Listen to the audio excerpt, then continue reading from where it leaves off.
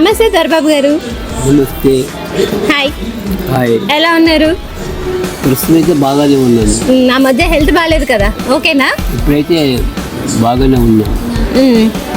సరే, అయితే నేను ఈరోజు మిమ్మల్ని కొన్ని క్వశ్చన్స్ అడుగుదాం అనుకుంటున్నా. వీలైనంత వరకు చెప్పదలుచుకుంటాను, చెప్తాను. ఓకే, సరే. ఇప్పుడు మీ వయసు ఎంత? వయసు 90 సంవత్సరాలు. ఈ 90 సంవత్సరాల జీవిత కాలంలో ఆల్మోస్ట్ జీవితాన్ని మొత్తం చూసేశారు కదా. అవును. మనం బతికేది ఒక వయసు అప్పుడు, అరే పిల్లల కోసం బతకాలి, వీరికి మంచి భవిష్యత్తు ఇవ్వాలి, వీరే మన జీవితం అని చెప్పేసి అనుకుంటాం. కానీ ఒక ఏజ్ వచ్చాక సరే పరిస్థితుల ప్రభావం వల్ల వచ్చి ఇక్కడ ఉంటున్నాం.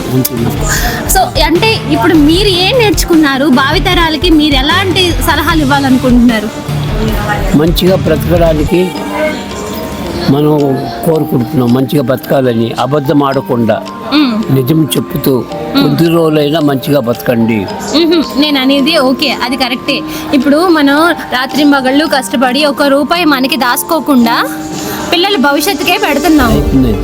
కానీ ఒక రోజు వచ్చేసరికి మనల్ని తీసుకొచ్చి వీధిలో పెడుతున్నారు. ఇప్పుడు తల్లిదండ్రులు పిల్లల్ని ఎలా పెంచాలి, వాళ్ళ భవిష్యత్తు కోసం ఎలా చూసుకోవాలి? మన అంధకారం చూసి వాళ్ళు భవిష్యత్తు వాళ్ళు ఆలోచించాలి. అరే ఈ పరిస్థితి నాకు కూడా రావచ్చు, అందుకని నేను ఇప్పుడు నుండే కొద్దిగా మేలుకోవాలి, నేను కొద్దిగా జాగ్రత్త పడాలి, లేకపోతే ఈ పరిస్థితి నాకు కూడా వస్తుందని వాళ్ళు మేలుకోవాలి. మిమ్మల్ని చూసి వాళ్ళు నేర్చుకోవాలి. కానీ అంటే ఏ విధంగా నేర్చుకోవాలి? ఏ విధంగా మన ప్రవర్తన అవన్నీ చూసి, మన తిండ్లు ఆధారం, వాళ్ళు ఇచ్చిన రెస్పెక్ట్ ఇవన్నీ చూసి, అరే ఈ జీవితంలో ఇది వయసు ఇచ్చినప్పటికీ ఇటువంటి రెస్పెక్ట్ పోతుంది, వాళ్ళకి నిరాశలు అవుతున్నారు.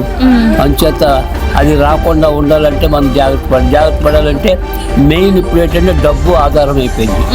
అంచేత డబ్బు మనం ఏమైనా సంపాదించుకున్నామనుకో అది రేపు పొద్దున్న అది మనకు కాపాడుతుంది.